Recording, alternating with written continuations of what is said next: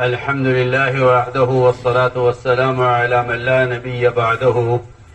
اللهم صل على سيدنا مولانا محمد وعلى آل سيدنا مولانا محمد كما صليت على إبراهيم وعلى آل إبراهيم إنك حميد مجيد.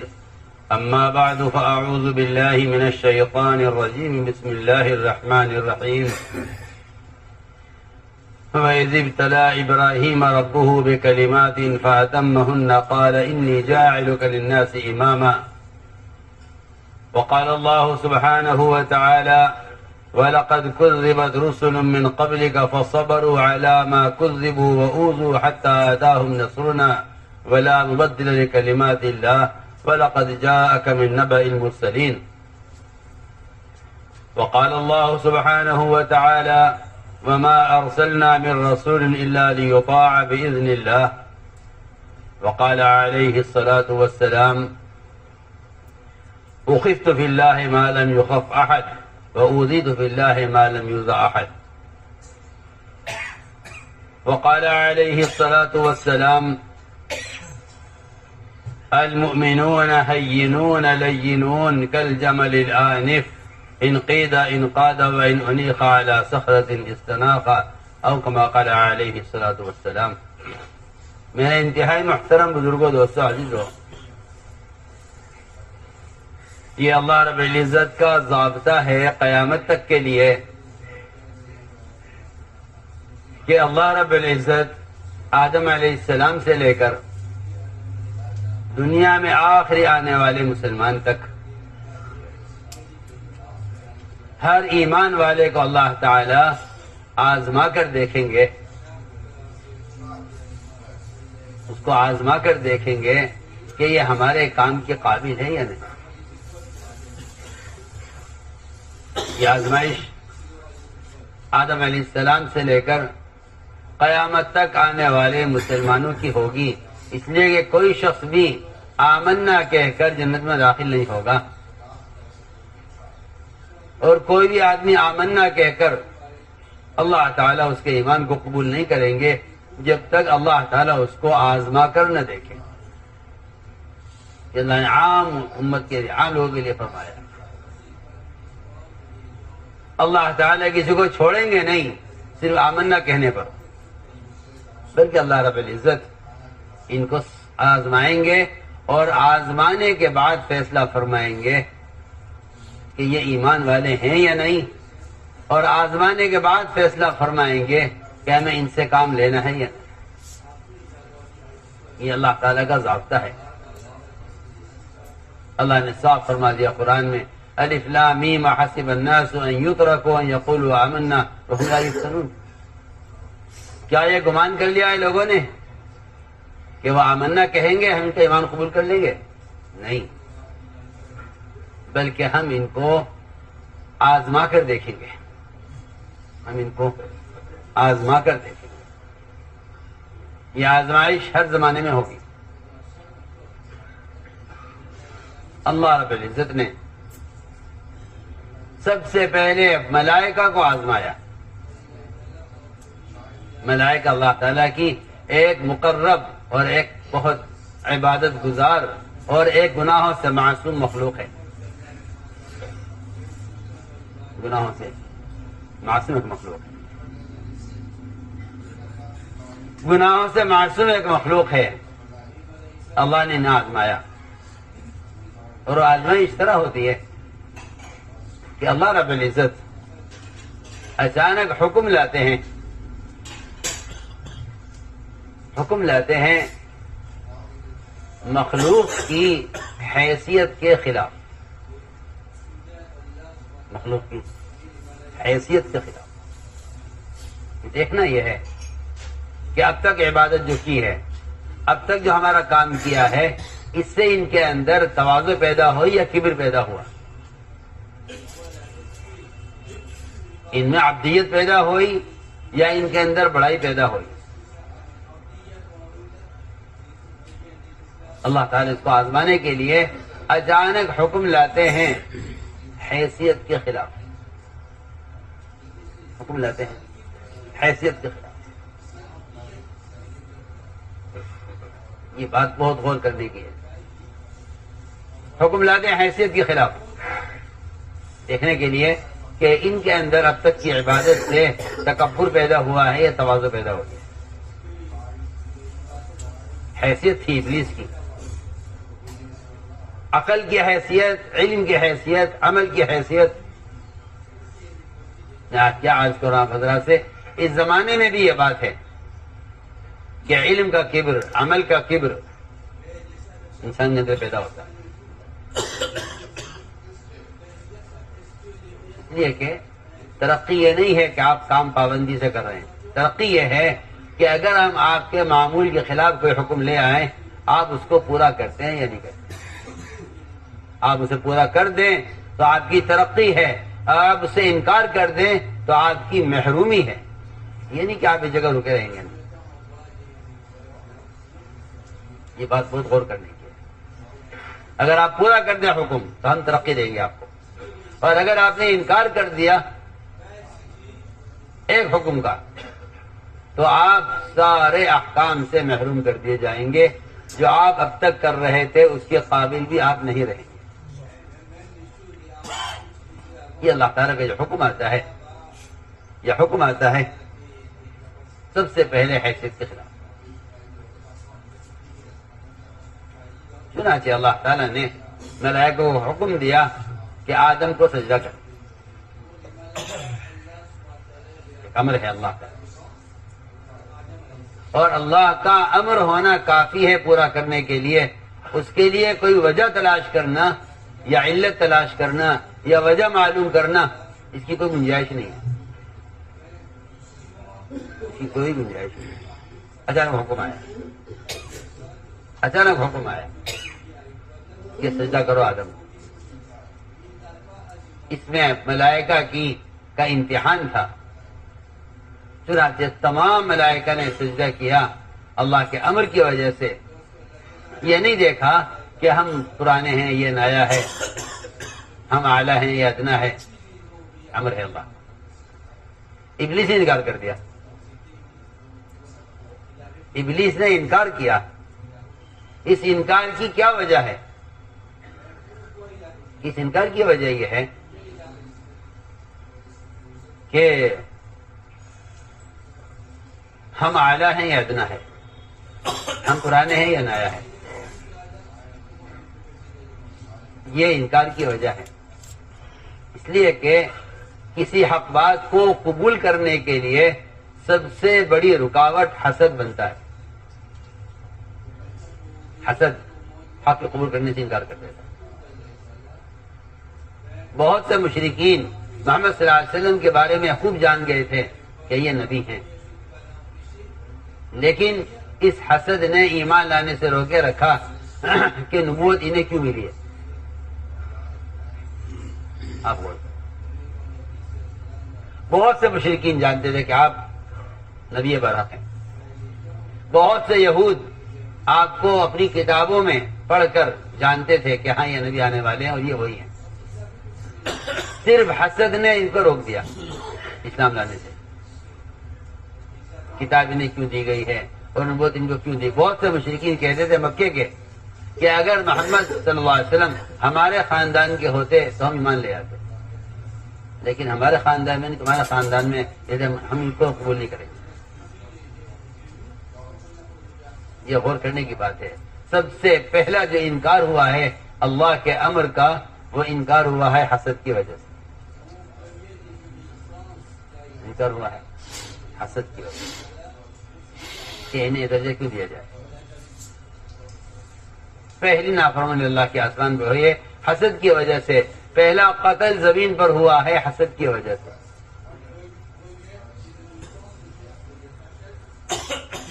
اس لیے مجھے عرض کرنا ہے کہ اللہ تعالیٰ اچانک حکم لے آئیں گے اور وہ حکم آپ کے معمول کے خلاف ہوگا، حیثیت کے خلاف ہوگا.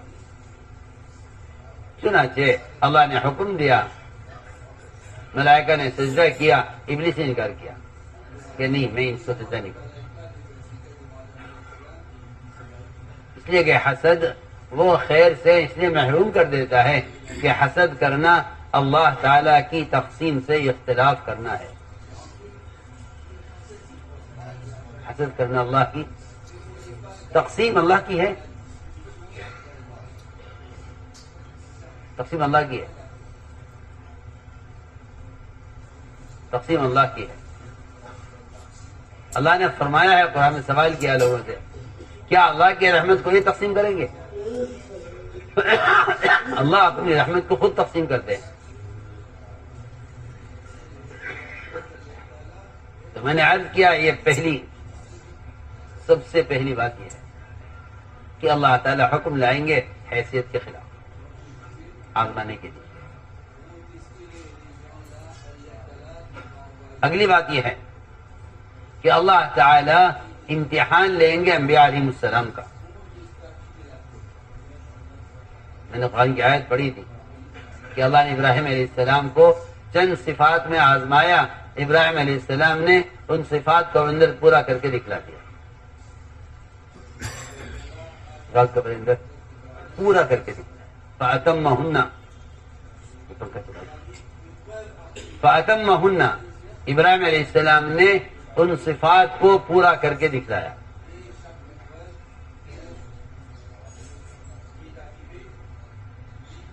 وہ 15 خصلتیں ہیں جن کو قرآن نے بیان کیا، وہ 15 خصلتیں ہیں جن کو قرآن نے بیان کیا ہے۔ ابراہیم علیہ السلام نے انہیں پورا کر کے دکھلایا۔ تو کیونکہ انبیاء علیہ السلام کی آزمائش ہوتی ہے، اچانک حکم آتا ہے، اور یہ حکم انبیاء علیہ السلام کے اپنی چاہت جذبے کے خلاف آتا ہے۔ ہر نبی کی یہ چاہت ہوتی ہے کہ اس کے کام کو اور اس کی ذمہ داری کو اس کی اولاد سنبھالے۔ وہ انبیاء علیہ السلام اولاد کے طالب اس لیے ہوتے ہیں تاکہ ان کے دین کی اور ان کے کام کی حفاظت ہو۔ اللہ سے اولاد طلب کی، ربنا لیقیموا الصلاۃ، کہ اللہ اولاد چاہیے جو تیرے دین کو دنیا میں قائم کرے۔ اللہ نے اولاد دی۔ اسماعیل علیہ السلام جب کسی قابل ہونے لگے تو اچانک حکم آیا کہ ان کو ذبح کرو، اچانک حکم آیا ان کو ذبح کرو۔ ٹھیک ہے، حکم ہے،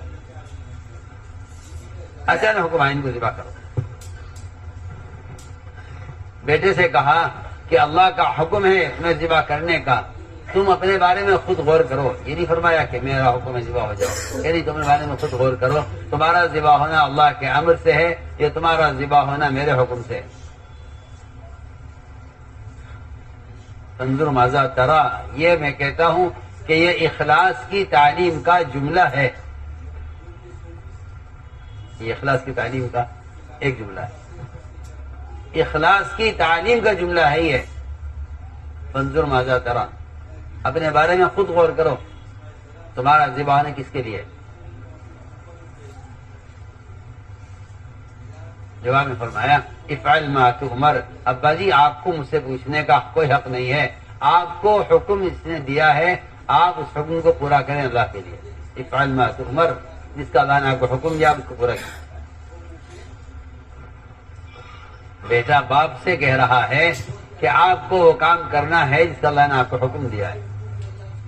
افعل ما تؤمر، یہاں جو حکم آیا ہے وہ حکم ایک اولاد کی محبت اور اس کے جذبے کے خلاف آیا، پورا کریں گے اس کو، ہم پورا کریں گے۔ تو میں نے عرض کیا ہے حکم آئے گا حیثیت کے خلاف، حکم آئے گا جذبے کے خلاف، کبھی حکم آئے گا معمول کے خلاف۔ یہ سب اطاعت کی مثالیں ہیں۔ حکم آئے گا معمول کے خلاف، حکم آئے گا جذبے کے خلاف۔ صحابہ کرام کا جذبہ تھا اور شوق تھا بیت اللہ کی زیارت کا اور بیت اللہ کے طواف کا، اور عمرے کی تمنا کرتے تھے صحابہ کہ کاش کبھی زندگی میں بیت اللہ دیکھ سکیں گے۔ آپ صلی اللہ علیہ وسلم صحابہ کو لے کر حدیبیہ کے موقع پر پہنچے، مشرکین نے آپ کو اور آپ کے صحابہ کو عمرے سے روک دیا، عمرہ نہیں کرنے دیں۔ سنیے تو صحیح، یہاں کفار نے روکا آپ کو، لیکن اللہ کا حکم یہ نہیں آیا کہ تمہیں کوشش کر کے عمرہ کرنا ہے، اللہ کا حکم یہ ہے کہ واپس جاؤ۔ ہم دیکھنا چاہتے ہیں کہ آپ اللہ کے حکم کی وجہ سے اس وقت باوجود کفار کی طرف سے رکاوٹ کے اللہ کا حکم پورا کرتے ہیں یا اپنا جذبہ پورا کرتے ہیں، یا اپنا جذبہ پورا کرتے ہیں۔ اندر جذبہ ہے عمرہ کرنے کا۔ عمر رضی اللہ تعالیٰ ایک ایک کے پاس جاتے، ایک ایک سے کہتے ہم کیوں دب کر صلح کریں، ہم کیوں عمرہ نہ کریں، ہم طواف کیوں نہ کریں، بیت اللہ سب کا ہے، صرف ان کا نہیں ہے۔ ہر ایک کا ایک جواب، عمر یہ اللہ کے رسول ہیں اور جو بات ان کی ہے وہ ہمیں ماننی ہے، چاہے حالات کیسے بھی ہوں۔ ہمارا جذبہ عمرہ کرنے کا اپنی جگہ، اگر اللہ کا امر ہی ہے کہ واپس جاؤ تو ہمیں واپس جانا ہی پڑے گا۔ ہماری عزت، ہماری فتح اور ہماری مدد صرف اس میں ہے کہ حال کے امر کو پورا کرتے ہوئے، حال کا امر آپ اگر غور کریں گے تو سارے دین کا، شریعت کا مدار حال کے امر کے پورا کرنے پر ہے۔ حال کا امر کیا ہے؟ جذبہ سب کو عمرہ کرنے کا ہے، اس لیے روک دیا کہ واپس جائے، اس لیے روک دیا کہ واپس جائے۔ رسول نہیں لکھنے دیں گے، آپ کا آدمی آئے گا تو ہم واپس نہیں کریں گے، ہمارا آدمی آپ کے پاس آئے گا تو آپ کو واپس کرنا پڑے گا، یہ سب باتیں لکھی ساری کہنا چاہیے کہ ظلمن یہ صلح نامہ لکھا گیا۔ فرمایا کہ ٹھیک ہے جو یہ کہہ رہے کر۔ حکمر نے فرمایا کہ کیوں ہم دب کر صلح کریں، ہم کیوں نہ عمرہ کریں؟ لیکن عمر رضی اللہ تعالیٰ فرماتے ہیں میں نے ساری زندگی اعمال اور صدقات کیے کہ اے اللہ میرا اس دن کا گناہ معاف کر دے، میں اپنی بات پر کیوں اڑا ہوا تھا، میرا گناہ معاف کر دے، اپنی بات پر کیوں اڑا ہوا تھا، میرا گناہ معاف کر دے، اپنی بات پر کیوں اڑا ہوا تھا۔ حالانکہ کتنا نیک عمل تھا، اور بیت اللہ کی زیارت اور بیت اللہ کا طواف کرنا تھا، اتنا اچھا جذبہ بھی حضرت عمر فرماتے ہیں کہ میں نے اس دن کے گناہ کو معاف کرانے کے لیے پوری زندگی اعمال کیے، صدقات کیے، اے اللہ میرا اس دن کا گناہ معاف کر۔ کہ اللہ کے نبی کا حکم یہ تھا کہ واپس چلنا ہے، ہمارے اسرار تھا کہ نہیں جی عمرہ کرنا ہے۔ آپ کو مثالیں عرض کر رہا ہوں، طواف ایسی عبادت ہے جو بیت اللہ کے علاوہ کہیں ہو نہیں سکتی، لیکن جذبہ کیا ہے اندر کے اندر کا جذبہ یہ ہے کہ ہمیں طواف کرنا چاہیے۔ حکم کیا آیا کہ نہیں واپس جائیے، روایت آپ پڑھیے، ابھی صحابہ یہاں سے ہٹے نہیں، آپ سے واپس ہوئی نہیں، اللہ نے فتح نازل کر دی، جو کھلی فتح آتی ہے، حالانکہ فتح کی کوئی چیز نہیں ہے، فتح کی کوئی چیز نہیں ہے، دب کر صلح کی جا رہی ہے، بغیر طواف کے واپس جا رہے ہیں۔ لیکن فرمایا کہاں ہے عمر، عمر کو بتاؤ، حاضر خدمت تو ہے، کیونکہ عمر رضی اللہ تعالیٰ عنہ اپنی سواری لے کر مسلمانوں سے دور چلے گئے تھے کہ اللہ کا عذاب مجھ پر آنے والا ہے، میرے اپنی بات پر اصرار کرنے کی وجہ سے میرے ساتھیوں پر عذاب نہ آئے، اس لیے حضرت عمر ساتھیوں سے الگ ہو گئے۔ ایک اچھے جذبے میں رائے دے کر، جو رائے نبی کی چاہت کے خلاف جا رہی ہے، اس اچھے جذبے کی رائے دے کر جو رائے نبی کے رائے کے خلاف جا رہی ہے، اس پر صحابہ اتنا ڈرتے تھے، اتنا ڈرتے تھے کہ عمر رضی اللہ عنہ سے میں سواری کو لے کر وہاں سے ہٹ گیا، سواری لے کر وہاں سے ہٹ گیا کہ کہیں اللہ کا عذاب میرے ساتھیوں پر بھی نہ آوے، اس لیے میں ساتھیوں سے الگ ہو گیا۔ میں عمر لو اللہ کے فتح آ گئی۔ یہاں حکم آیا جذبے کے خلاف، حکم آیا ہے جذبے کے خلاف، ہمارا جذبہ یہ تھا عمرہ کریں، حکم آیا واپس جاؤ، جو حکم پورا کریں۔ وہ جانتے تھے کہ یہ ہماری آزمائش کے لیے ہے، یہ ہماری آزمائش کے لیے ہے، اگلی اگر فتح ہمیں چاہیے تو ہمیں ان کی اس بات کو اپنے جذبے کے خلاف ماننا پڑے گا، اگر ہم انکار کر دیں تو محروم ہو جائیں گے، اور اگر جذبے کو چھوڑ کر حکم پورا کر دیں تو آگے بڑھ جائیں گے۔ تو اللہ تعالیٰ نے حدیبیہ کے موقع پر صحابہ کو فتح کی خبر سنائی۔ میں عرض کرتا ہوں کہ کبھی حکم آئے گا معمول کے خلاف، حکم آئے گا معمول کے خلاف۔ نماز ہو رہی تھی بیت المقدس کی طرف، ہجرت کے بعد بھی 17 مہینے تک نماز مدینہ منورہ میں بیت المقدس کی طرف ہوئی، قبلہ ہوتا۔ ظہر کی نماز ہو رہی تھی، 2 رکعت ہو گئی تھی، 2 رکعت باقی تھی، اس درمیان میں حکم آ گیا اچانک کہ آپ رخ پھیر لیجئے بیت اللہ کی طرف، کعبے کی طرف۔ اچانک حکم، ظہر کی نماز میں 2 رکعت باقی ہیں۔ ہم دیکھنا چاہتے ہیں کہ آج جو 2 رکعت باقی ہیں یہ آپ کدھر پڑھتے ہیں؟ اگر آپ پڑھتے ہیں 2 رکعت کعبے کی طرف تو آپ کامیاب ہیں اور آپ کو قبول کر لیں گے، اور اگر آپ نے یہ باقی 2 رکعت بیت المقدس کی طرف پڑھی تو آپ کے بارے میں فیصلہ یہ ہوگا کہ آپ نبی کے مخالف ہیں، لہذا آپ نبی کی امت میں شامل نہیں ہیں۔ آپ سنیے تو صحیح،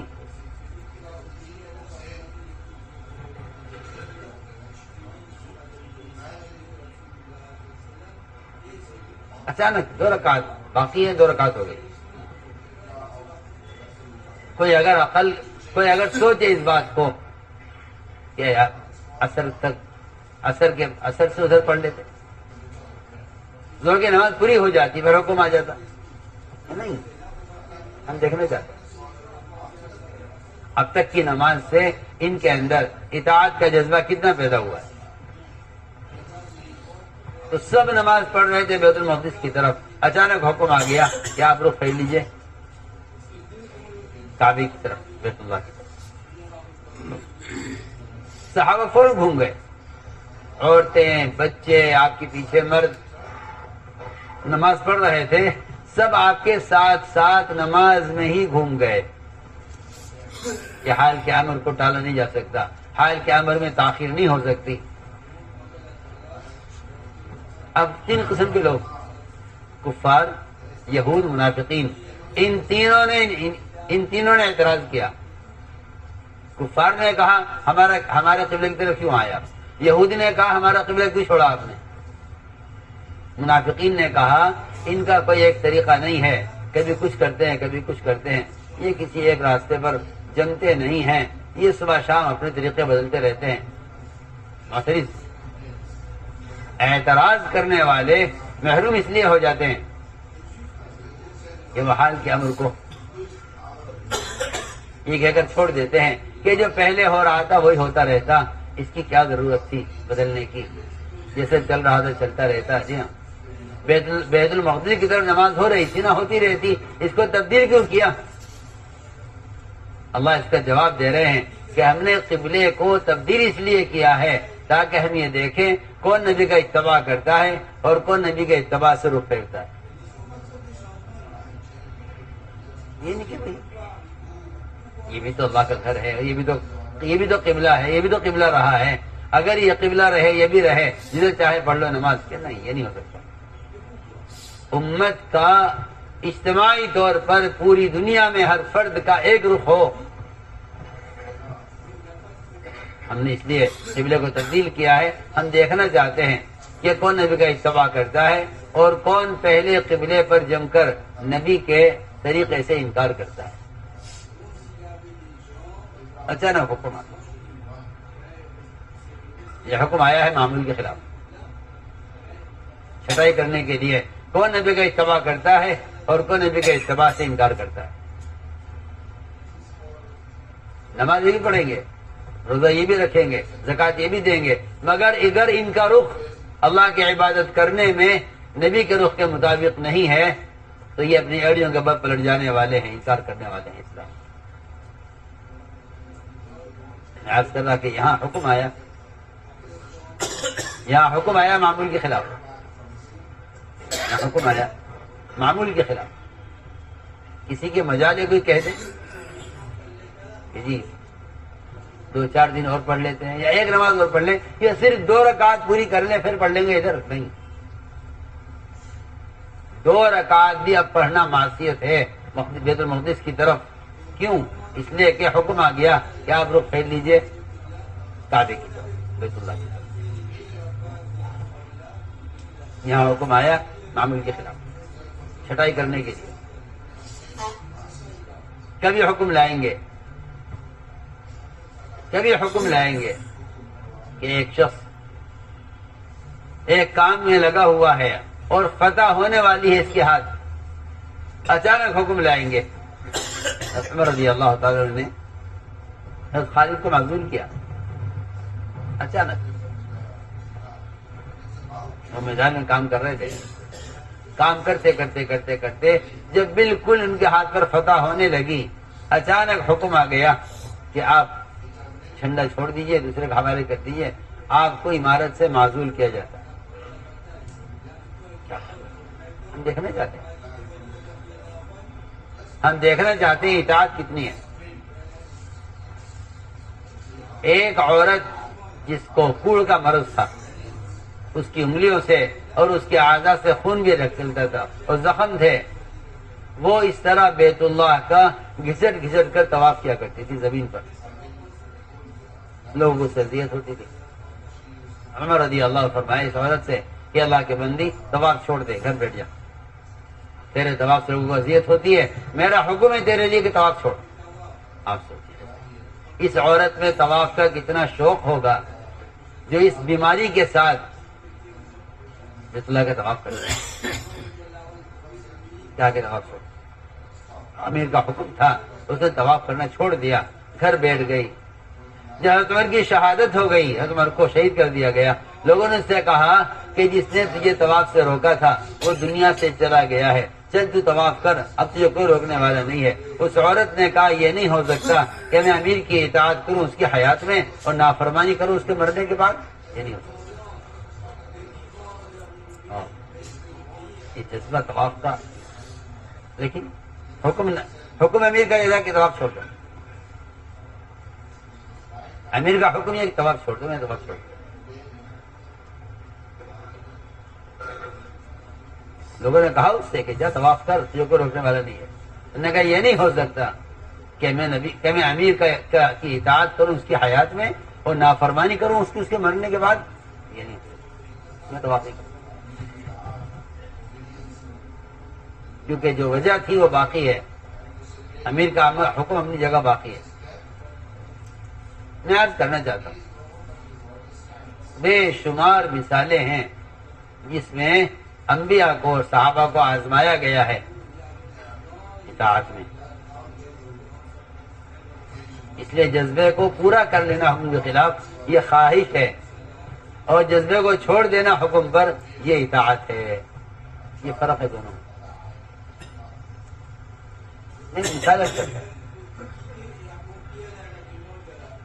شریعت میں شکار کی ایک شکل ہے جسے کہتے ہیں کلب معلم, سدھایا ہوا شکاری کتا.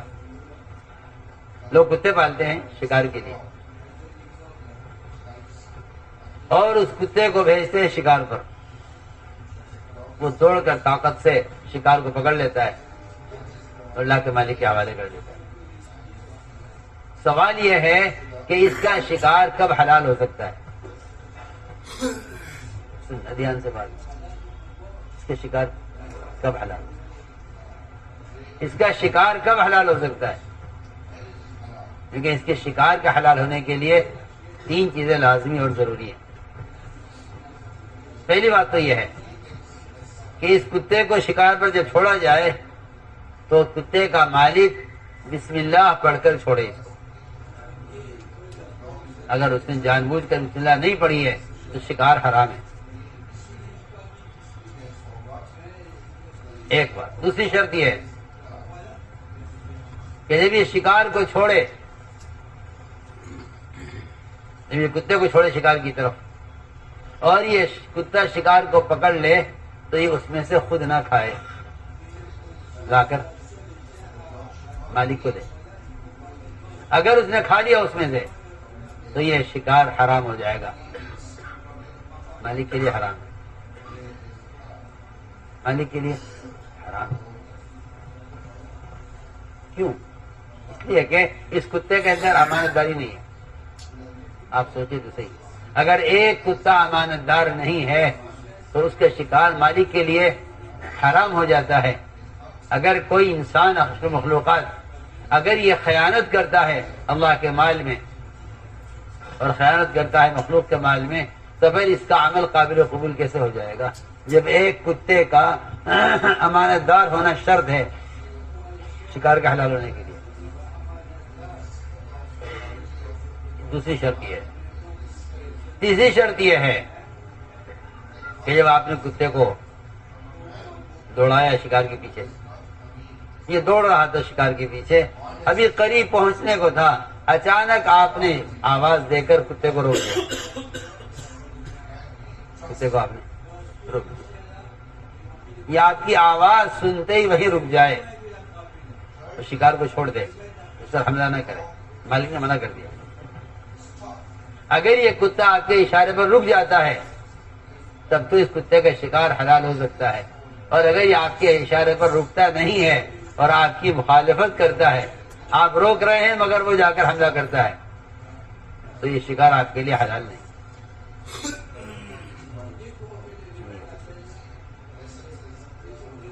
آپ نے کتے کو بھیجا شکار پر، وہ دوڑ رہا تھا شکار کے پیچھے، اچانک آپ نے آواز دی اس کو روکنے کے لیے.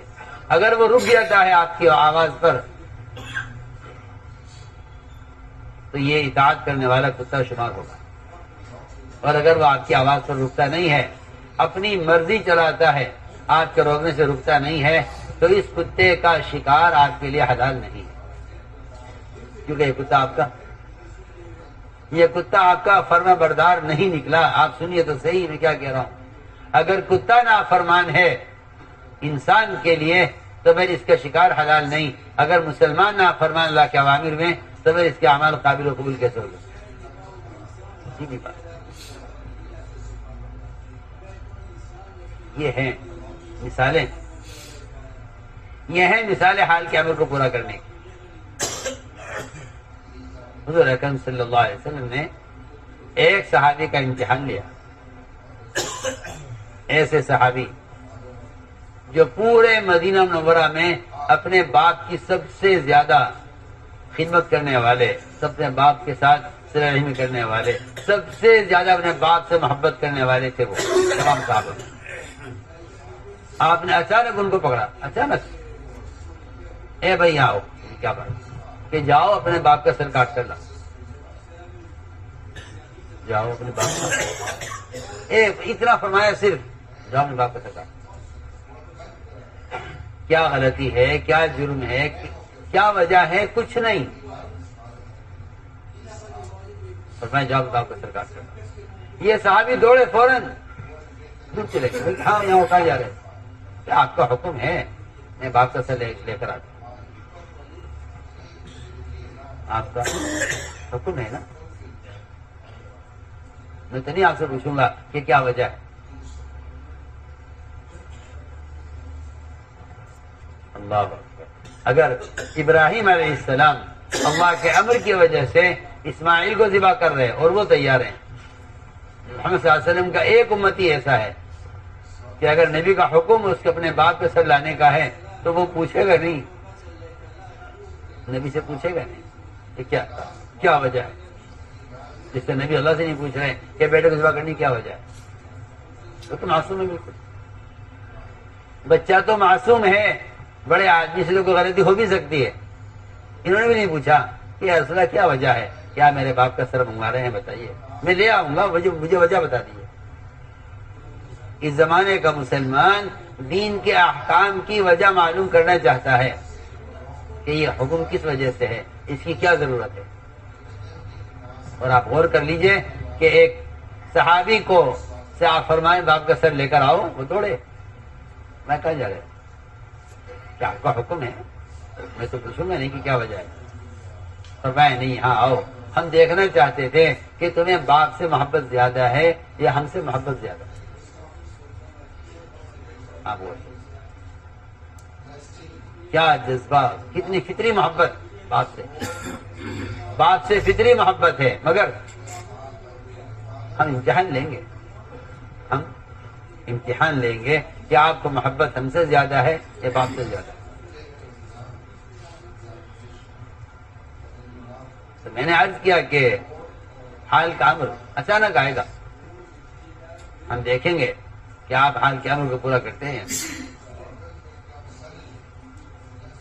احد کا موقع تھا، آپ نے فرمایا صحابہ اکرام سے کہ دیکھو تم 50 آدمیوں کو اس پہاڑ پر رہنا ہے، یہاں سے ہٹنا نہیں، یہ حال کا امر ہے۔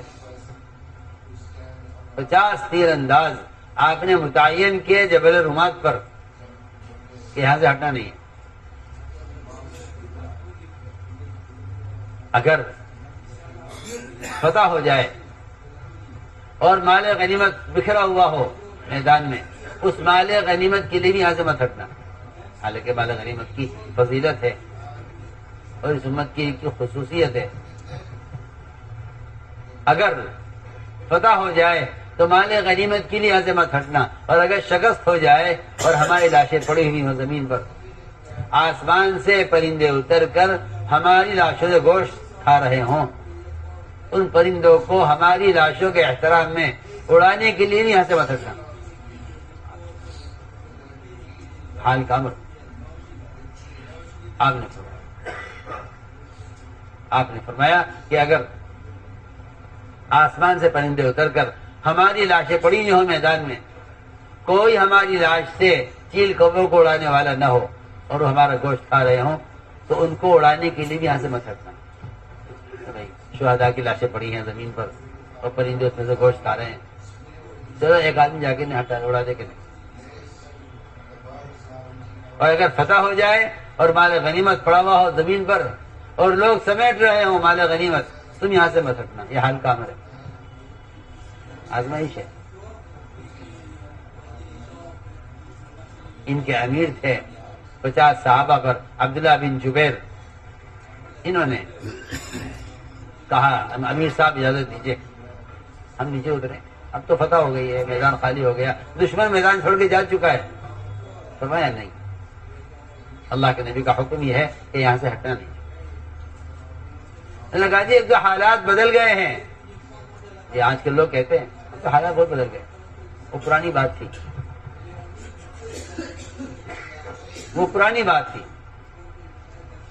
آپ نے فرمایا یہاں سے ہٹنا مت۔ ان کے امیر صاحب نے کہا نہیں، میں اجازت نہیں دوں گا۔ انہوں نے اصرار کیا، امیر صاحب نے اجازت نہیں دی، اس لیے کہ امیر کی نافرمانی براہ راست اللہ کے رسول کی نافرمانی ہے۔ انہوں نے اصرار کیا، نہیں مانے، اور ان 50 میں سے 40 صحابہ مال غنیمت کی فضیلت اپنی جگہ ہے، لیکن اگر حال کا امر یہ ہے کہ مال غنیمت چھوڑ دو تو اس کو چھوڑ دینا اطاعت ہے، اور اس کو حاصل کرنے کے لیے جگہ سے ہٹنا نافرمانی ہے۔ 50 میں سے 40 صحابہ نیچے اترے، ادھر دشمن نے دیکھا کہ ایک گھاٹی خالی ہو رہی ہے اور یہاں کے لوگ ہٹ گئے ہیں، راستہ کھل گیا ہے، انہوں نے پلٹ کر حملہ کیا اور سارا میدان احد واپس گیا مشرکین کے ہاتھوں میں، اور سخت حالات ہے مسلمانوں پر، اور زخم سب کو آئے۔ اللہ کے نبی صلی اللہ علیہ وسلم کی کہ قتل کی خبر اڑ گئی میدان میں، اور صحابہ کے حوصلے پست ہو گئے، ہمتیں ٹوٹ گئی۔ میں ایک مثال دے رہا ہوں، حال کے امر کو چھوڑ دیا مال غنیمت کی وجہ سے، اس کا نقصان یہ ہوا کہ سارا میدان فتح ہونے کے بعد، مسلمانوں کے ہاتھوں میں آنے کے بعد، پورا میدان واپس گیا مشرکین کے ہاتھوں میں۔ ایسی لڑائی گھمسان کی ہوئی، صحابہ نے صحابہ کو قتل کیا،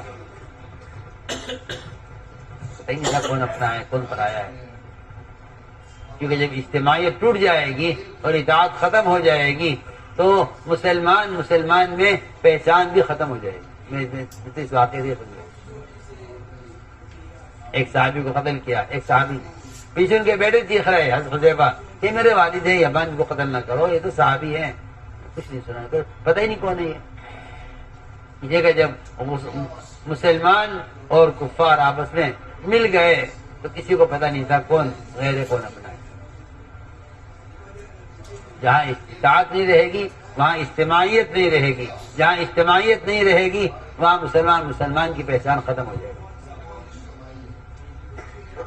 تو میں نے عرض کیا کہ یہ ساری میں نے آپ کو مثالیں دی ہیں, ملائکہ سے لے کر صحابہ تک حال کے امر کو پورا کر دیا. حال کے امر کو پورا کر دیا. یہ ہے اللہ تعالیٰ کے یہاں اپنے آپ کو منتخب کرانے کا اور اللہ تعالیٰ کے اپنے آپ کو قبول کرانے کا یہ راستہ ہے. اپنے آپ کو قبول کرانے کا راستہ. میرے دوستوں, اس قبولیت کے لیے دو شرطیں ہیں. اس قبول کے لیے دو شرطیں. ایک شرط تو صبر کی ہے کہ آدمی صبر کرے. کیا کرے؟ صبر کرے. ایک شرط تو صبر کی ہے کہ بندہ صبر کرے. بندہ صبر کرے. اور دوسری شرط یہ ہے کہ اپنے اندر صفات قبولیت پیدا کرے. صفات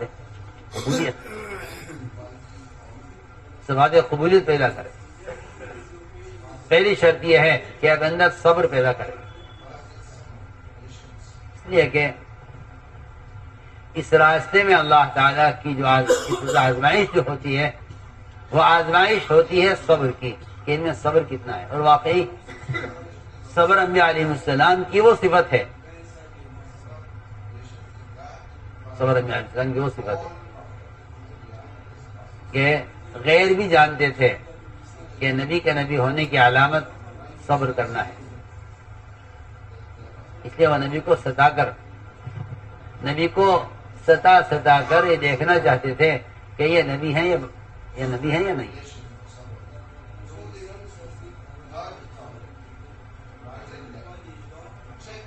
تو یہ بات یاد رکھو کہ اللہ کی طرف سے نصرت کی ابتدا وہاں ہوتی ہے جہاں اذیت کی انتہا ہو جائے.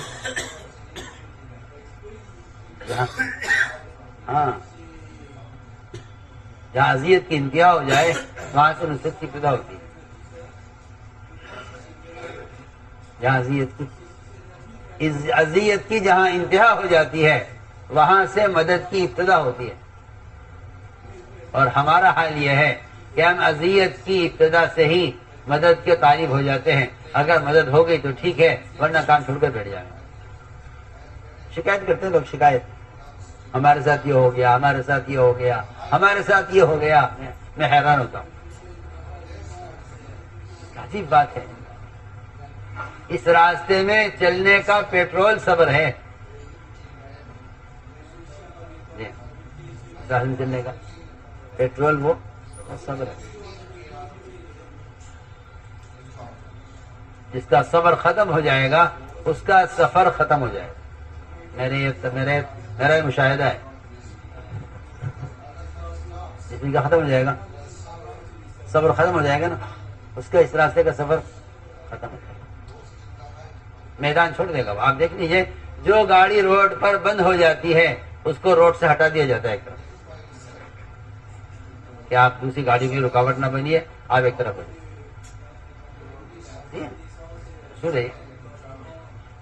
جو گاڑی روڈ پر بند ہو جاتی ہے اس کو دھکا دے کر راستے سے ہٹایا جاتا ہے. سنو میں کیا کہہ رہا ہوں, اس کو راستے سے کیسے دھکا دے کر جی ہم ہٹاؤ اس کو راستے سے, کیونکہ یہ اس کا صبر نہ کرنا اور اس کا نہ چلنا یہ دوسروں کے لیے رکاوٹ بن رہا ہے. ہٹ جاؤ. میں بہت بنیادی بات کرتا ہوں کہ جو صبر نہیں کریں گے اللہ ان کو راستے سے ہٹا دے گا. ہماری بات پر توجہ دینا کہ صبر ایسی لازمی چیز ہے انسان کے ساتھ جس طرح گاڑی کے چلنے کے لیے پیٹرول لازمی چیز ہے. لوگ لمبے راستے پر اگر چلتے ہیں تو اپنے ساتھ زائد تیل لے کر چلتے ہیں کہ راستے میں کہیں پیٹرول پمپ نہیں ہے تو تیل لے کر چلنا. بڑے ٹرک بھی ہوتے ہیں تیل لے کر چلتے ہیں کہ راستے میں کہیں پیٹرول پمپ نہیں. اگر تیل ختم ہو گیا تو گاڑی نہیں چلے گی. میں کہنا چاہتا ہوں کہ اگر صبر ختم ہو گیا تو پھر صبر کب تک ہے اس کے لیے حدیث میں کوئی مدت متعین ہوئی ہو 2 سال 4 سال 6 سال. ابو ذر غفاری رضی اللہ تعالیٰ عنہ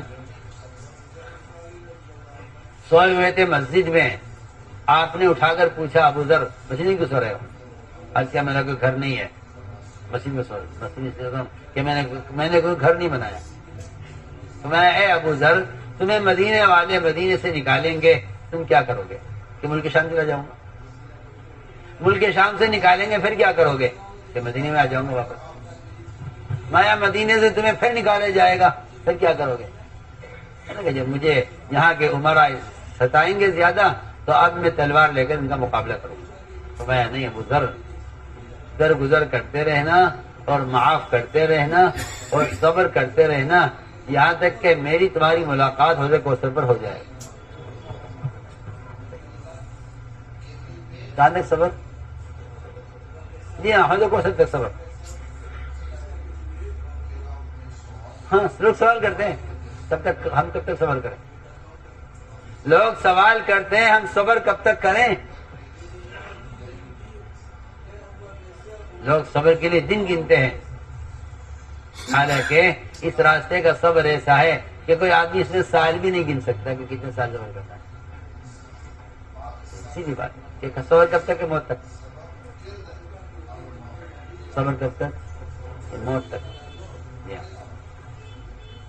اس لیے ہم نے عرض کیا کہ اللہ تعالیٰ کی طرف سے آزمائش ہوتی ہے کہ ان میں صبر کتنا ہے. غیر جانتے تھے. یہود اپنی کتابوں کے اندر پڑھا کرتے تھے کہ ایک نبی آئیں گے محمد صلی اللہ علیہ وسلم آخری نبی ہوں گے ان کی یہ صفات ہوں گی یہ صفات ہوں گی. اس میں لکھا ہوا تھا یہود کی کتابوں میں کہ ان کے اندر ایک صفت ہے صبر کی ایک صفت ہے حلم و بردباری کی. ان کو ستایا جائے گا تو وہ برداشت کریں گے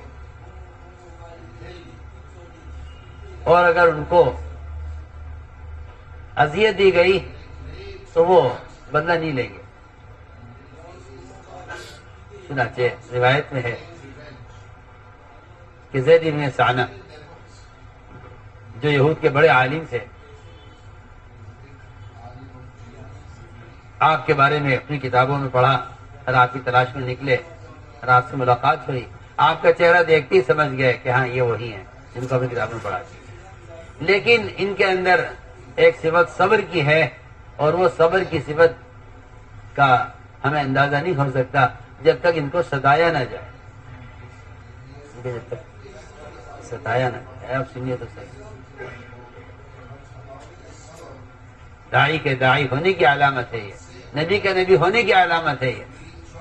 ان کو ستائے بغیر معلوم نہیں ہوتا کہ یہ دین کے داعی ہیں اور یہ نبی ہیں. ان کو ستا کر دیکھا جائے. روایت میں آتا ہے کہ زید بن ثانہ آپ کے سامنے بیٹھے ہوئے تھے. اچانک ایک جگہ سے تقاضا آیا فلاں علاقے کے مسلمان جو نئے مسلمان ابھی اسلام میں داخل ہوئے تھے وہ پریشان ہیں ان کو قحط سالی آ گئی ہے ان کی مدد کے لیے مال کی ضرورت ہے. یہ بیٹھے ہوئے تھے. ان کو موقع اچھا لگا. انہوں نے کہا کہ انہیں قرض دو پھر وقت سے پہلے اپنا قرض کا ان سے مطالبہ کریں. زید بن ثانہ نے آپ کو مال پیش کیا کہ میں آپ کو یہ سونا دیتا ہوں بطور قرض کے آپ یہ لیجئے اور مجھے اتنی کھجوریں اس تاریخ میں اس کے بدلے میں دیجیے. ٹھیک ہے. تاریخ طے ہو گئی اس قرض کی ادائیگی کی. آپ نے وہ سونا قرض لیا ان سے اور وہ مسلمانوں کی مدد کی. یہ زید بن ثانہ ٹوہ میں لگے ہوئے تھے کہ کوئی ایسا موقع ملے کہ میں ان کے ساتھ زیادتی کروں، ان کے ساتھ زیادتی کروں تاکہ مجھے پتہ تو چلے کہ یہ نبی ہیں یا نہیں۔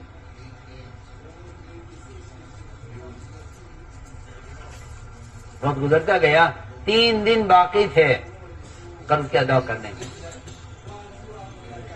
اچانک آپ صلی اللہ علیہ وسلم بقی میں تھے، یہ اچانک آئے سامنے سے سانا اور آپ کا گریبان پکڑا اور آپ کو دھکا دیا دیوار کے ساتھ، اور آپ کو الزام دیا کہ تم قریشی ٹال مٹول کرتے ہو، قرضہ وقت ادا نہیں کرتے، حالانکہ ابھی 3 دن باقی تھے۔ آپ کو دھکا دیا، آپ سے سخت لہجے میں بات کی، آپ کے گریبان پکڑا۔ یہ منظر دیکھ رہے تھے اور تمہیں نے تلوار نکالی اور فرمایا ایسا اجازت دے دیجئے کہ میں اس یہودی کو قتل کر دوں،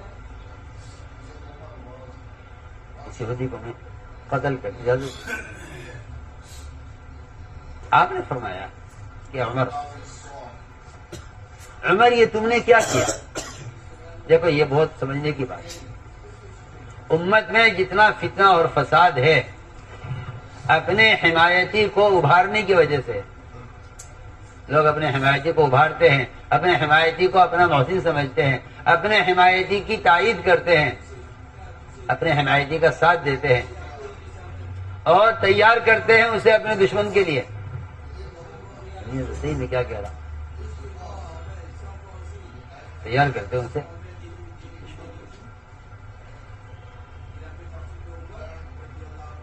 حالانکہ اسلام کو اصول ہے کہ دشمن کو نوازو، دشمن کو نوازو اور حمایتی کو دباؤ۔ ایک آدمی آپ کی حمایت کرے تو آپ کو چاہیے کہ اپنے حمایتی کو دبا کر رکھیں، اور جو آپ کو ستا رہا ہے آپ اس پر احسان کریں، اس کو قریب کریں۔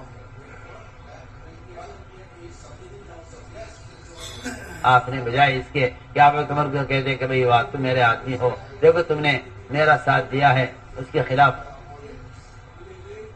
آپ صلی اللہ علیہ وسلم نے حضرت عمر رضی اللہ عنہ فرمایا عمر یہ تم نے کیا کیا؟ تمہیں چاہیے تھا کہ مجھ سے کہتے کہ میں اس کا حق ادا کروں، اور اس کو تم اسلام میں اپنے حق کا مطالبہ کرنے کا طریقہ بتلاتے کہ اسلام میں اپنے حق کا مطالبہ کرنے کا طریقہ یہ ہے۔ عمر تم نے کیا کیا؟ عمر تم نے غلط کیا ہے کہ تم اس کو تلوار کی دھمکی، جاؤ اس کو لے جاؤ، ابھی 3 دن باقی ہیں قرض کی ادائیگی میں، مگر ابھی لے جاؤ اور اس کو اس کا قرض دے دو، اور اس کے قرض ادا ہونے کے بعد اس کو 70 کلو کھجوریں اور زیادہ دینا۔ 70 کلو بتلانا ہے نا کہ ہم نبی ہیں، بتلانا ہے نا ہمیں کہ ہم نبی ہیں۔ نبی اپنا تعارف صرف اپنی علامتوں سے نہیں کرتے، نبی اپنا تعارف اپنے مزاج سے کرانا چاہتے ہیں۔ نبی کا مزاج کیا ہے؟ فرمایا ان کو لے جاؤ، ان کو ان کا حق دو، اور 70 کلو کھجوریں زیادہ دینا۔ کیوں زیادہ دینا؟ کہ تم نے اس کو قتل کی دھمکی دی ہے، تمہاری غلطی ہے، اس کی غلطی کا کوئی ذکر نہیں ہے، اس کی غلطی کا کوئی تذکرہ نہیں۔ اس نے کیا کیا؟ ان کو لے جاؤ، ان کو ان کا حق دو، اور 70 کلو کھجوریں زیادہ دے۔ لے گئے، وہاں ان کو ان کا حق دیا، قرضہ پورا ادا ہو گیا۔ جب سارا قرضہ ادا ہو گیا تو تمن نے 70 کلو کھجور اور دی کہ یہ کیا؟ میرا تو حق پورا ہو گیا، آپ زائد کیوں دے رہے؟ کہ بھئی بات یہ ہے کہ میں نے تلوار سے آپ کو قتل کی دھمکی دی تھی آپ کے نبی کے ساتھ زیادتی کرنے پر، اس لیے لاکھ نبی کا حکم تھا کہ ان کو 70 کلو کھجوریں زیادہ دیں۔ میرے دوستو عزیزو، احسان کے 3 درجے ہیں، احسان کے 3 درجے، احسان کرنے کے 3 درجے ہیں۔ ایک سب سے گھٹیا درجہ ہے، سب سے ادنا درجہ ہے، جس کو میں اور آپ سمجھتے ہیں کہ یہ بہت اعلیٰ درجہ ہے احسان کا۔ اس زمانے میں گھٹیا درجہ اعلیٰ بنا ہوا ہے، ادنا درجہ احسان کا سب سے اونچا درجہ بنا ہوا ہے، جس کو میں اور آپ احسان سمجھتے ہیں۔ وہ یہ کہ کوئی ہم پر احسان کرے تو ہم اس پہ احسان کر دیں. اس کو ہم سمجھتے ہیں کہ یہ احسان کا اعلیٰ درجہ ہے، حالانکہ یہ احسان کا سب سے گھٹیا درجہ ہے. آپ احسان کریں اپنے محسن پر، یہ تو آپ کے ذمہ واجب ہے. آپ اگر احسان کا بدلہ احسان سے نہیں دیں گے تو آپ کمینے کہلائیں گے، لعین کہلائیں گے. یہ کوئی چیز نہیں. احسان کا درجہ، احسان کا بدلہ احسان سے دینا، یہ تو ادنا درجے کی بات ہے. درمیانہ احسان یہ ہے کہ آپ ایسے آدمی پر احسان کریں جس نے کبھی آپ کو سلام نہیں کیا، کبھی آپ سے نہیں ملا، کبھی آپ کے غم میں خوشی میں شریک نہیں ہوا، آپ اسے جانتے نہیں ہیں، وہ اس کو آپ کو جانتا نہیں، کوئی تعلق ہی نہیں ہے. آپ ایسے شخص پر احسان کریں، یہ احسان کا درمیانہ درجہ. اعلیٰ درجے کا احسان، سب سے اعلیٰ درجہ احسان کا کیا ہے؟ اعلیٰ درجہ احسان کا یہ ہے کہ آپ اپنے دشمن پر اور اپنے ستانے والے پر اور اذیت دینے والے پر احسان کر لیں. یہ احسان کا اعلیٰ. علی رضی اللہ تعالیٰ عنہ اپنے قاتل کو پہچانتے تھے، قاتل کو خود پہچانتے. اس کے باپ کون ہے، وہ اس کا نام کیا ہے، کس قبیلے کا ہے، کس علاقے میں ہے، کس خاندان کا ہے، سب کچھ جانتے تھے اچھی طرح. اس کی شکل سے، نام سے، ولدیت سے پہچانتے تھے. اور فرماتے تھے اريد حباءه ويريد قتلي، کہ میں تو اس کو ہدیہ دینا چاہتا ہوں اور یہ مجھے قتل کرنا چاہتا ہے. ہم نے قاتل سے کہتے جانتے تھے یہ میرا قاتل، اچھی طرح جانتے، لیکن اس پر احسان کرتے رہتے تھے، اس کو ہدیہ دیا کرتے تھے. لوگوں نے کہا بھی آپ کو معلوم آپ کا قاتل ہے تو آپ اسے قتل کیوں نہیں کرتے تھے؟ فرمایا اگر میں اپنے قاتل کو قتل کر دوں گا تو پھر مجھے شہادت کا درجہ کیسے ملے گا؟ مجھے کون قتل کرے گا؟ اپنے قاتل کو، اپنے قاتل پر احسان کرتے تھے، اس کا خیال رکھتے تھے، اس کو ہدیہ دیا کرتے تھے. لیکن آپ کو معلوم ہے کہ یہ آپ کا قاتل ہے تو اپنی حفاظت کے لیے اسے قتل کر دیں. یعنی اسے قتل کر دوں گا تو پھر مجھے قتل کون کرے گا؟ مجھے تو شہادت درجہ ملے گا نہیں. تو میں نے تو ایک مثال عرض کی ہے کہ نبی کی آزمائش ہوتی ہے کہ صبر میں نبی کو آزمایا جاتا ہے. ان میں صبر کتنا ہے، ان میں صبر کتنا ہے. اس لیے میرے بزرگ دوستو عزیزو، اس راستے میں جو ناگواری پیش آئے اس کو صحابہ کی ناگواری میں تلاش کیا کرو.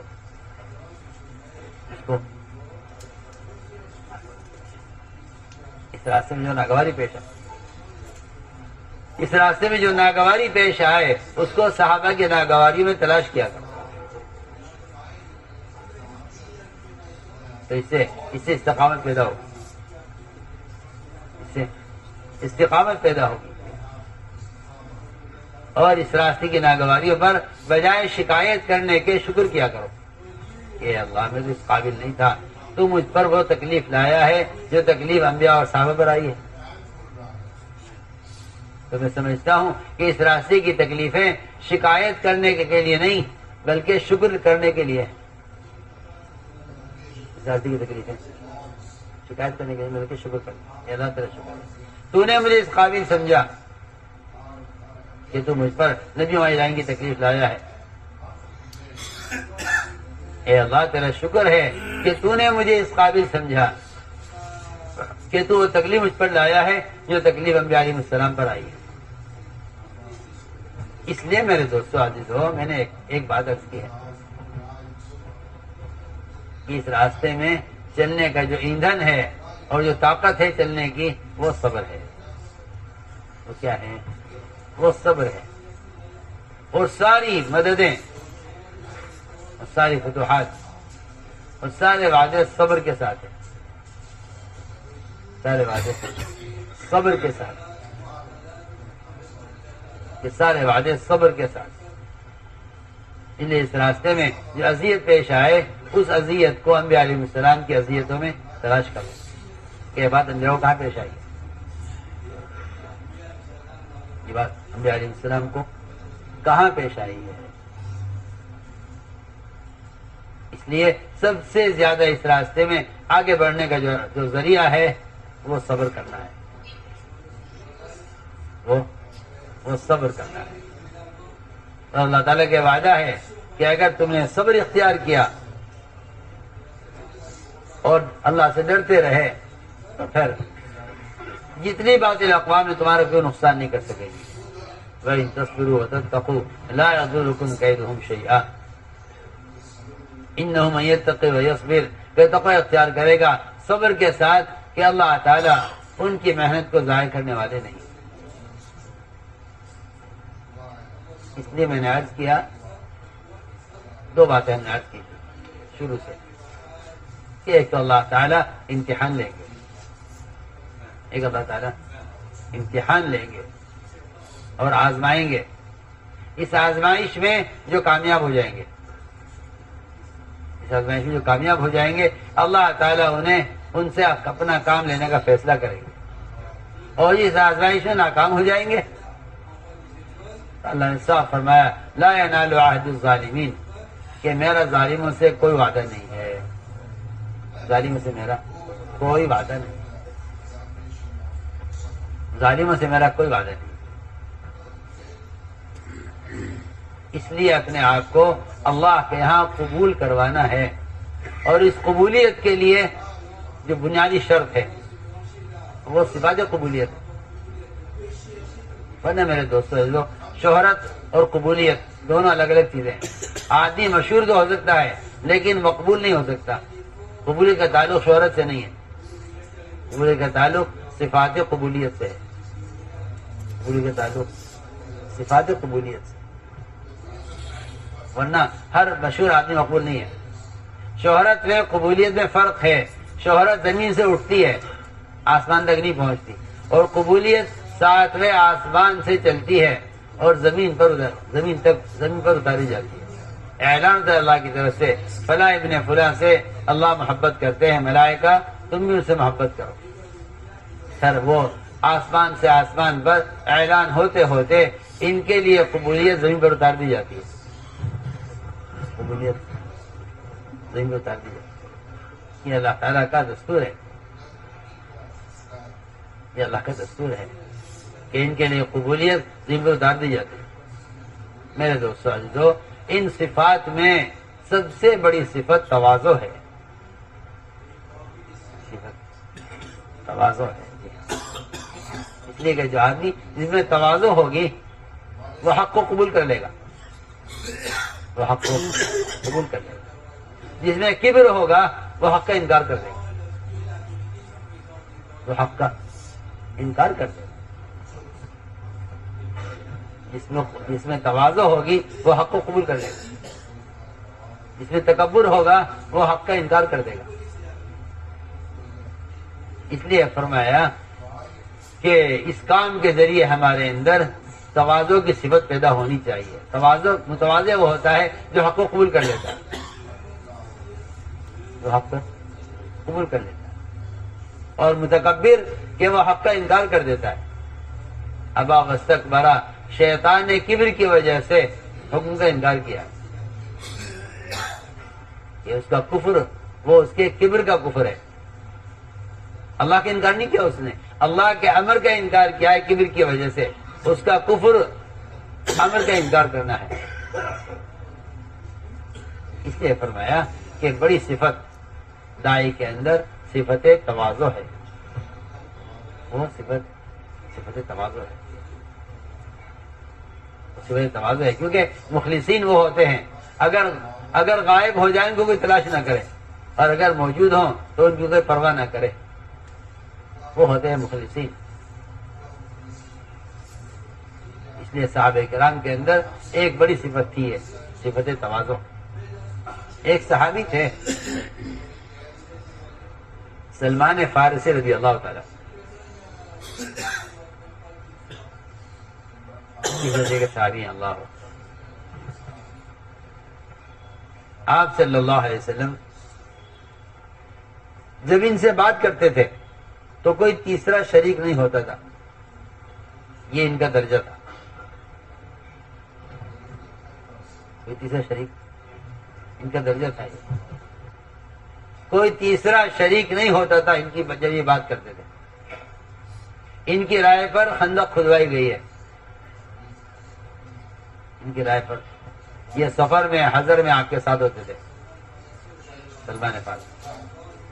آپ نے ان کو وہ درجہ دیا ہے اپنوں میں سے کہہ کر جو درجہ کسی کو نہیں ملا. درجہ کسی کو نہیں. اہل بیت میں آپ نے تو شامل کیا سلمان بن اہل بیت. حالانکہ اجنبی آدمی ہیں، نہ عرب ہیں، نہ ان کی زبان عربی ہے، نہ ان کی قوم عربی ہے. فارس سے آئے ہیں.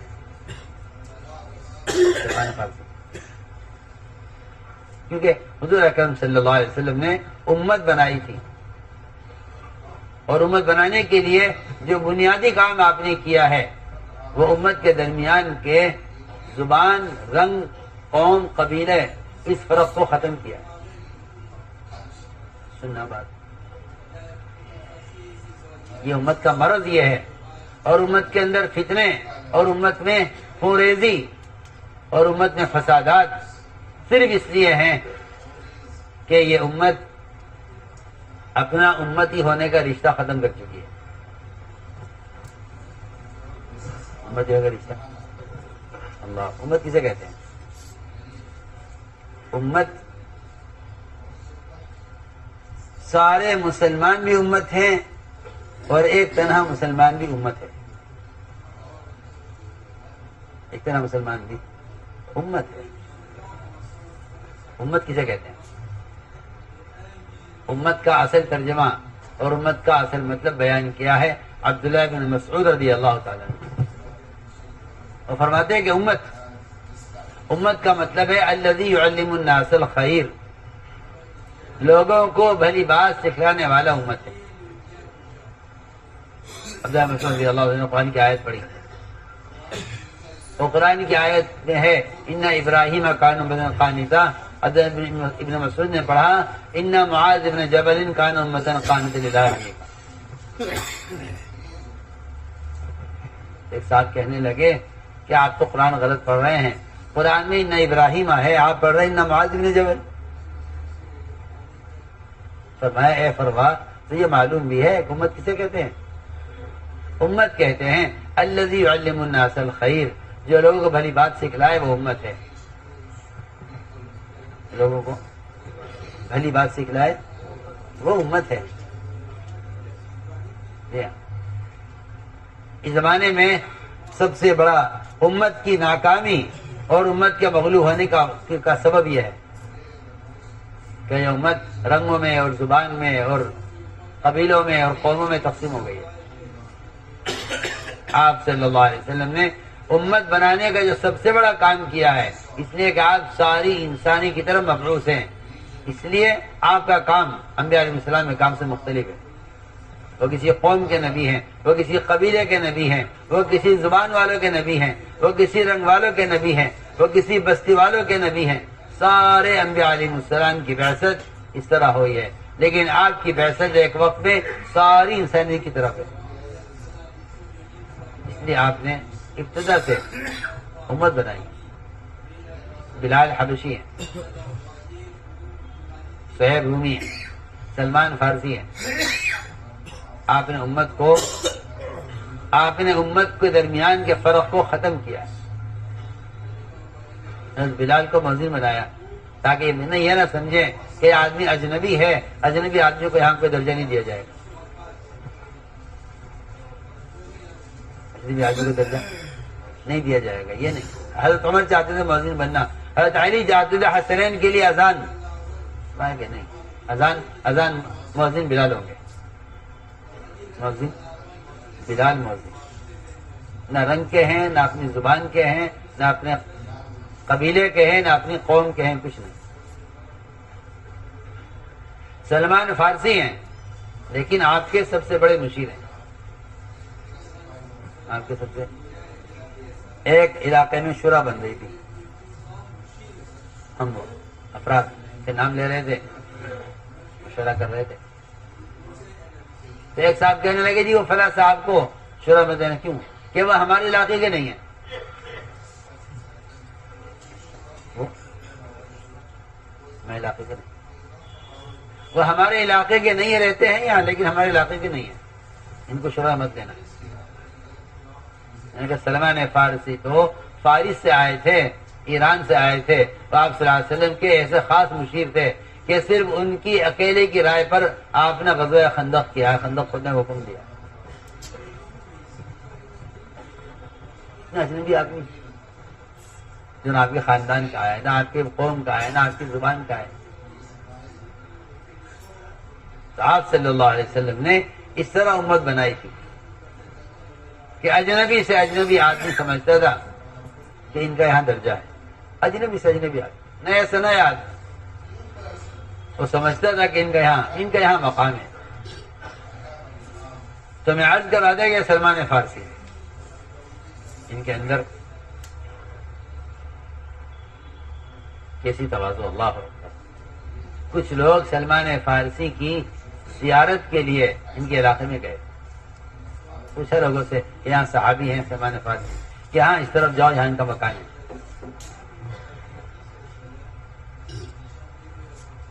وہاں گئے، ملاقات ہوئی، لوگوں نے کہا کہ آپ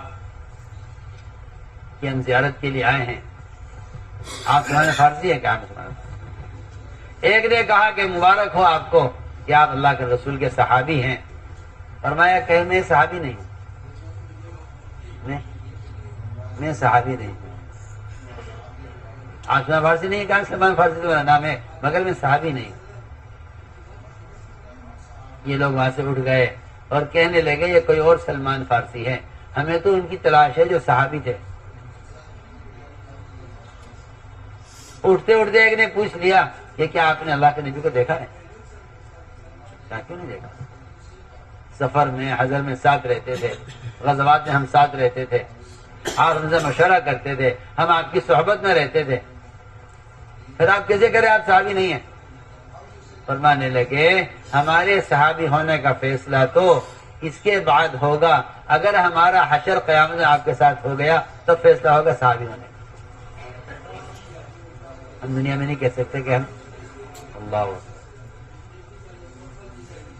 ہمارے صحابی ہونے کا فیصلہ تو قیامت میں ہوگا، اگر حشر آپ کے ساتھ ہو گیا اور جنت میں آپ کے ساتھ داخلہ مل گیا تب فیصلہ ہوگا ہم صحابی ہے یا نہیں۔ یہاں ہم کچھ نہیں کہتے۔ میرے دوستو عزیزو، ایسی تھی صحابہ میں تواضع، ایسی صحابہ میں تواضع تھی۔ تو میں نے عرض کیا ہے بڑی صفت ہے یہ صفت تواضع، کہ متواضع آدمی حق کو قبول کر لے گا، متواضع آدمی حق کو قبول کر لے گا۔ اور اگر کبر ہے تو میں آپ کو صاف بات کر دیتا ہوں، مشورے میں اصرار بھی جو ہوتا ہے وہ تکبر کی وجہ سے ہوتا ہے، کہ نہیں جی ہمیں تو یہ کرنا ہے، ہمیں تو یہ کہنا ہے، ہمیں تو یہ کرنا ہے۔ منافقین میں تکبر ہوا کرتا تھا، اس لیے عبداللہ بن ابی بن سلول نے احد کے موقع پر اصرار کیا تھا، ہماری تو رائے یہی ہے کہ ہم مدینے میں رہ کر لڑیں گے، احد کے میدان میں ہم نہیں جائیں گے، ہماری رائے نہیں ہے۔ اگر ہمیں رائے پر عمل کریں گے آپ کے ساتھ دیں گے، اگر ہمیں رائے پر عمل نہیں کریں گے ہم آپ کے ساتھ نہیں دیں گے۔ یہاں سے دو جماعتیں بنی ہیں، ایک جماعت آپ صلی اللہ علیہ وسلم کے ساتھ احد کے میدان میں اتری 700 صحابہ کی، اور 300 صحابہ وہ منافق کی رائے پر سے متاثر ہو کر وہ رک گئے۔ بڑھیا تھوڑا غصہ پڑ گیا، اس نے اصرار کیا کہ نہیں ہماری رائے یہی ہے، کیونکہ کبر ہوگا اور تکبر کی وجہ سے اصرار ہوتا ہے۔ اصروا واستكبروا استکبارا، قرآن میں ہے کہ جہاں کبر ہوگا وہاں اصرار ہوگا۔ اصروا واستكبروا استکبارا، کہ اصرار کیا اپنی بات پر۔ منافقین کے سردار عبداللہ بن ابی نے کہا کہ نہیں، ہماری اپنی رائے وہی ہے، ہم آپ کے فیصلے کو اس پر نہیں مانتے، ہماری رائے پر آپ فیصلہ کیجئے، جو ہم چاہتے ہیں آپ وہ کیجئے، ہم آپ کا ساتھ دیں گے۔ معلوم ہوتا ہے کہ اصرار سے افتراق پیدا ہوتا ہے، اصرار سے افتراق پیدا ہوتا ہے۔ اصرار سے افتراق پیدا ہوتا ہے، جہاں رائے پر اصرار ہوگا وہاں افتراق پیدا ہو جائے گا۔ عبداللہ بن ابی نے کہا نہیں، ہمارے رائے پر آپ عمل کیجیے، ہم آپ کے ساتھ دیں گے، اور اگر آپ ہمارے رائے پر عمل نہیں کرتے ہم آپ کے ساتھ نہیں دیں گے۔ یہاں سے 2 جماعتیں بنی، یہاں سے 2 جماعتیں یہاں سے بنی، وہ 300 آدمی ٹھہر گئے مدینے میں، 700 آدمی احد میں نکلے، اللہ نے 700 کو غالب کر دیا 3000 کفار پر۔ 3000 کفار تھے، 700 صحابہ تھے، جو میدان میں اتر گئے اجتماعیت کے ساتھ، وہ جنگ میں شریک ہوئے، اس غزوے میں کامیاب ہوئے۔ البتہ درمیان میں جو ذرا سی شکست آئی تھوڑی دیر کے لیے، وہ اس لیے آئی ہے کہ ایک علاقے والوں نے اپنے علاقائی امیر کی نافرمانی کی، میں اس کر چکا۔ تو میرے دوستو عزیزو، یہ تھی بات، یہ اللہ تعالیٰ کی طرف سے یہ آزمائش ہوتی ہے، اللہ آزما کر دیکھتے ہیں کہ اطاعت پر پورے اترنے والے ہیں یا نہیں۔ اس لیے ہم نے مثالیں عرض کی ہیں کہ احکام آئیں گے اللہ کی طرف سے، اللہ کی طرف سے احکام آئیں گے، حیثیت کے خلاف، جذبے کے خلاف، معمول کے خلاف، کوشش کے خلاف، حالات کے خلاف، ماحول کے خلاف، عادت کے خلاف۔ دیکھیے تو صحیح، آپ شراب حرام ہوئی، شراب کے صحابہ عادی تھے، زکوٰۃ فرض ہوئی، مال کی ضرورت ہے، نماز فرض ہوئی، نیند کی ضرورت ہے، زنا حرام ہوا، خواہش کا تقاضا ہے۔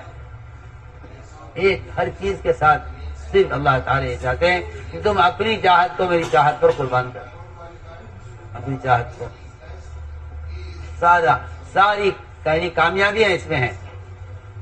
اترک ما ارید لما ترید، اے اللہ میں تیری چاہت کے لیے اپنی چاہت کو قربان کرتا ہوں۔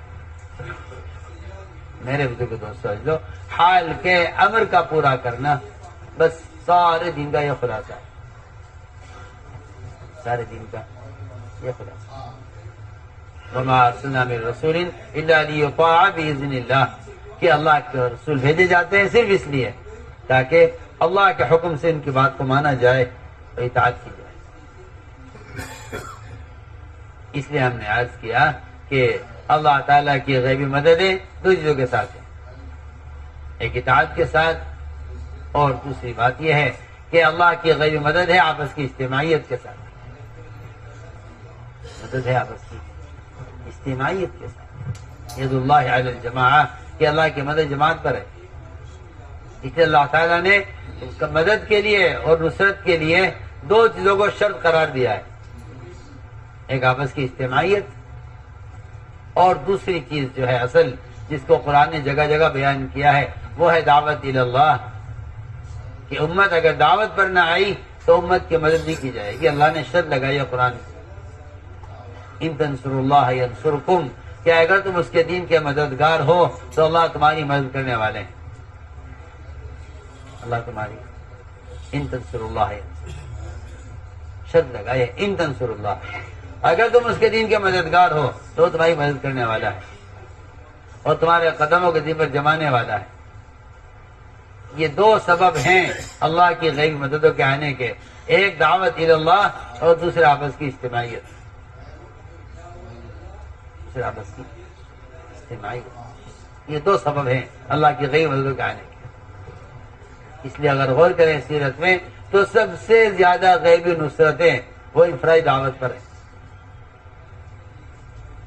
غیبی نصرتیں انفرادی دعوت پر،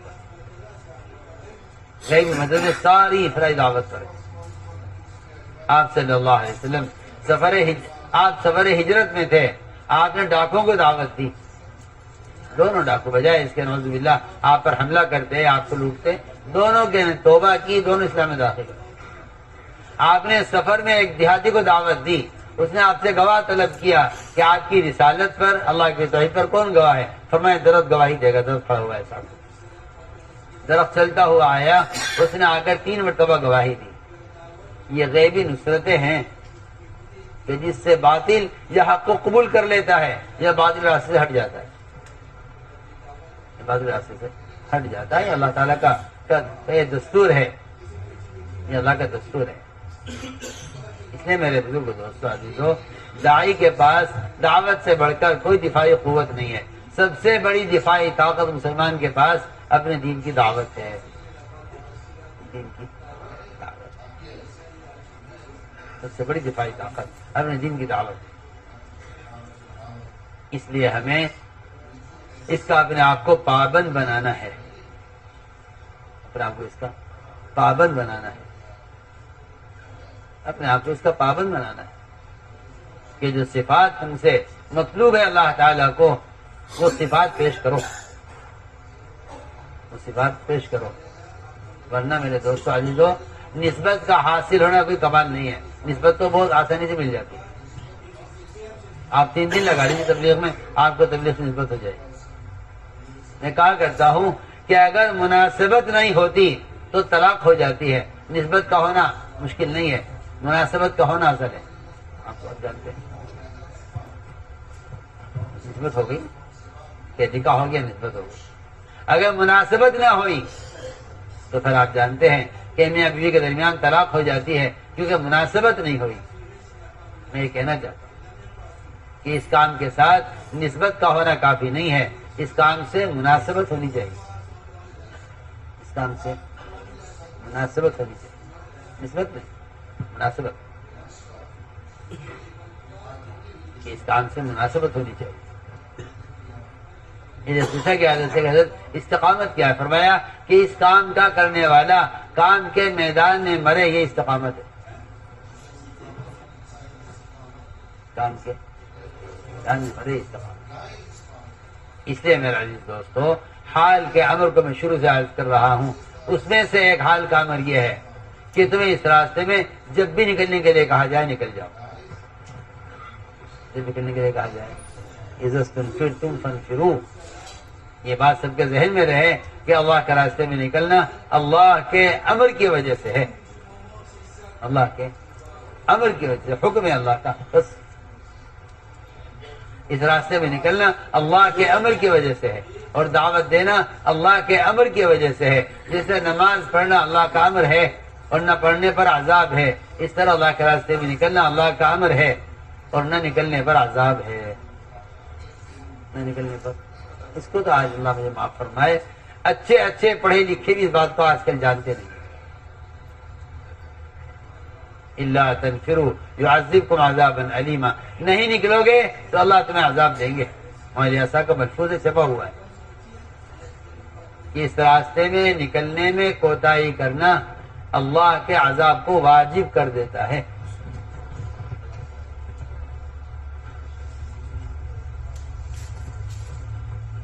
اس راستے میں نکلنے میں کوتاہی کرنا اللہ کے عذاب کو واجب کر دیتا ہے. آج تو مسلمانوں میں اس کا تصور بھی نہیں ہے. لوگ یہ سمجھتے ہیں کہ وہ قتال کے نکلنے کے لیے ہیں وعیدیں، حالانکہ ایسا ہرگز نہیں. بے شمار قرآن کی آیتیں اور بے شمار حدیثیں ایسی مل جائیں گی آپ کو اگر آپ دھیان سے پڑھیں کہ جہاں قتال کا ذکر بھی نہیں ہے، قتال کا شبہ بھی نہیں ہے، بلکہ صحابہ خود کہہ رہے ہیں کہ کوئی قتال ہونے والا بھی نہیں ہے. اگر نہیں نکلو گے تو عذاب آ جائے گا. نہیں نکلو گے تو عذاب. عذاب صرف قتال چھوڑنے سے نہیں آتا، بلکہ عذاب دعوت کے چھوڑنے سے آتا ہے. عذاب ہاں سنو تو کیا عذاب دعوت کے چھوڑنے پر آتا ہے. یا آپ جو دھمکیاں سنتے ہیں قرآن میں، یہ قتال چھوڑنے پر نہیں ہے صرف، بلکہ عذاب دعوت کے چھوڑنے پر ہے اور دھمکیاں دعوت کے چھوڑنے پر ہیں. پڑھیے قرآن میں ہے وَأَنفِقُوا فِي سَبِيلِ اللَّهِ وَلَا تُلْقُوا بِأَيْدِيكُمْ إِلَى التَّهْلُكَةِ کہ اللہ کے راستے میں پھرنے پر مال خرچ کرنے میں کمی مت کرو، ورنہ اپنے ہاتھوں اپنے آپ کو ہلاکت میں ڈالو گے. یہ آیت جب نازل ہوئی جب صحابہ کرام نے کچھ عرصے کے لیے مدینے میں رہنے طے کیا تھا مقامی کام کے ساتھ، کچھ کاروبار، کچھ تجارت، کچھ اپنے ذاتی کام دیکھنے کے لیے، اس پر آیت نازل ہوئی تھی. صحابہ خود فرماتے ہیں اس آیت کے نازل ہونے کے وقت صحابہ خود فرماتے ہیں کہ اب کوئی قتال بھی ہونے والا نہیں ہے، یہ نکلنا ضروری ہے. کیونکہ نکلنا اللہ کے بندوں تک، اللہ کے دین کو اللہ کے دین کے پیغام کو خود پہنچانا یہ اللہ کا حکم ہے، یہ اللہ کا حکم ہے۔ اس حکم میں کوتاہی کرنا یہ اللہ کے عذاب کو واجب کر دیتا ہے۔ اس لیے میرے دوستو عزیزو، اس کام کو اللہ کا امر سمجھ کر کرو، اس کام کو اللہ کا امر سمجھ کر کرو، یہ کام اللہ کا امر ہے۔ اور نکلنا اور پھرنا یہ تو دعوت کا قوام ہے، نفر کے بغیر تو تبلیغ کا کوئی تصور ہی نہیں ہے، نفر کے بغیر تبلیغ کا کوئی تصور نہیں ہے۔ میں آپ سے اللہ کی قسم کھا کر کہہ سکتا ہوں کہ اگر آپ نقل و حرکت کے بغیر اسلام پھیلانا چاہتے ہیں تو پھر آپ اسلام پھیلائیں گے آلات کے ذریعے، کتابوں کے ذریعے، اخبار رسائل کے ذریعے۔ یہ کسی نبی کا طریقہ نہیں، یہ کسی نبی کا۔ بلغ ما انزل من ربک، آپ خود پہنچائیے۔ ان لم تفعل فما بلغت رسالتہ، اگر آپ نے خود نہیں پہنچایا تو آپ نے رسالت ادا نہیں کیا۔ پڑھیے، آپ حدیث پڑھیے، آپ نے فرمایا میں اس راستے میں نکلوں قتل کیا جاؤں، پھر زندہ کیا جاؤں، پھر نکلوں پھر قتل کیا جاؤں، پھر زندہ کیا جاؤں، پھر نکلوں پھر قتل کیا جاؤں۔ پڑھیے آپ۔ اس لیے میں آج کرنا چاہتا ہوں کہ نقل و حرکت اور خروج اس کے علاوہ اور کوئی ذریعہ امت تک دین کے پہنچانے کا نہیں ہے، اس لیے کہ اللہ نے انسان کے علاوہ کسی اور چیز کو ذریعہ ہدایت نہیں بنایا، اللہ نے بنایا ہی نہیں، آپ کیسے بنا لیں گے؟ اللہ نے انسان کے علاوہ کسی مخلوق کو ہدایت کا ذریعہ نہیں بنایا۔ یہ آپ کی حماقت اور جہالت ہے کہ آپ باطل آلات اور ذرائع کو دین کے پھیلنے کا ذریعہ سمجھتے ہیں، یہ آپ کا غلط خیال ہے۔ اللہ نے ہدایت کے پھیلنے کے ذریعہ صرف انسان کو بنایا، صرف آدم علیہ السلام سے لے کر محمد صلی اللہ علیہ وسلم تک سارا سلسلہ امت کو ہدایت پر لانے کے لیے یہ پورا سلسلہ آپ نے بشریت میں رکھا ہے، انسان میں رکھا ہے صرف۔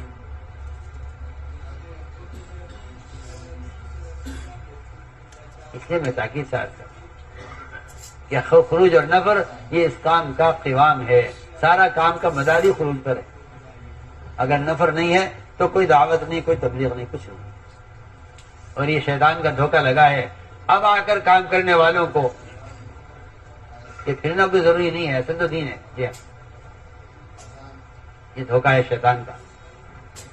اگر پھرنا عمل نہ ہوتا، پھرنا اللہ کا امر نہ ہوتا تو صحابہ کے واقعات آپ پڑھیے، مجھے کسی زنا، شراب، چوری، بہتان، ان بڑے بڑے گناہوں پر بھی کہیں ثابت نہیں کہ اللہ کے نبی کسی سے ناراض ہو گئے ہوں،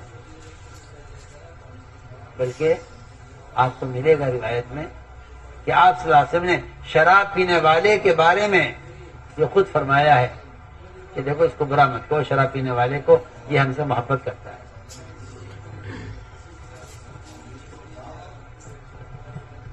شراب پینے والے آپ فرما رہے ہیں، کہیں ثابت نہیں ہے، کوئی کہیں ثابت نہیں ہے نہ قرآن نہ حدیث میں کہ کسی کبیرہ گناہ کرنے والے سے اللہ کے رسول ناراض ہوئے ہوں، کہیں ثابت نہیں، سوائے ایک گناہ کے کہ جن صحابہ نے اللہ کے راستے میں نکلنے میں دیر کی،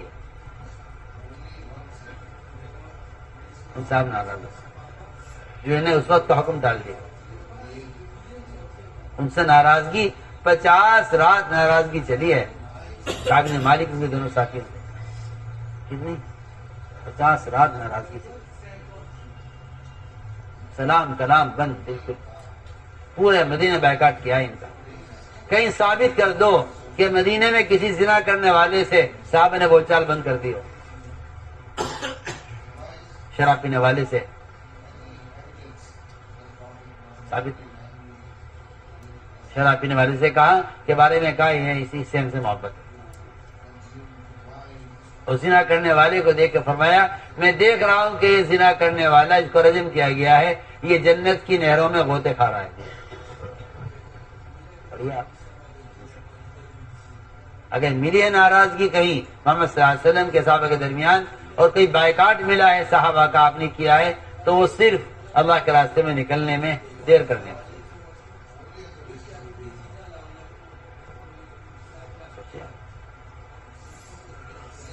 اس سے بڑا کوئی اور سبب اللہ کی ناراضگی کا نہیں ہے۔ اس لیے میرے دوستو عزیزو، اس کو اللہ کا امر سمجھ کر نکلو کہ اللہ کا حکم ہے مسئلے کا۔ اس سے علماء نے لکھا ہے کہ انفرادی دعوت دینا ہر مسلمان کے ذمہ فرض عین ہے، کیونکہ اس کے پاس اس کی اپنی دفاعی قوت ہے، اس کے پاس ایک دفاعی قوت ہے، اور دفاعی قوت ہر مسلمان، ہر انسان استعمال کرتا ہے اپنی چیز کی حفاظت کے لیے۔ آپ جانتے ہیں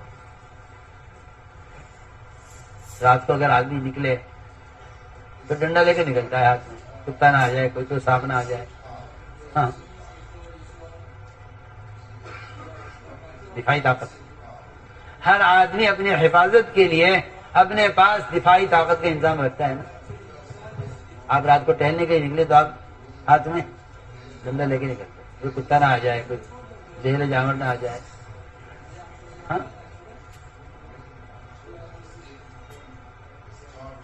پھر سے اندازہ کر لیجئے کہ ایک آدمی اپنی جان و مال کی حفاظت کے لیے جب دفاعی طاقت رکھتا ہے، انتظام رکھتا ہے، تو اپنے دین کی حفاظت کے لیے اس کے پاس اپنی دفاعی قوت کتنی ضروری ہے، وہ دعوت۔